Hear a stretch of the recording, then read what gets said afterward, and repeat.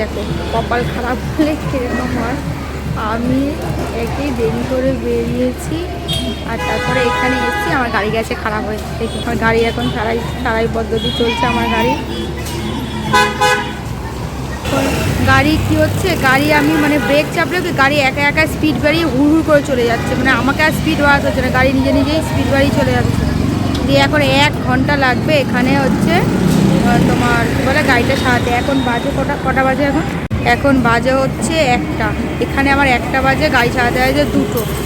আর তারপরে এখনও সবে আমি 2 নম্বর কাস্টমারের বাড়িতে গেছি, রাস্তায় এখন গাড়ি সারাচ্ছি। আর এখনও প্রায় 6টা-7টা কাস্টমার বাকি। আমার মাথায় পুরো বাজ পড়েছে পুরো।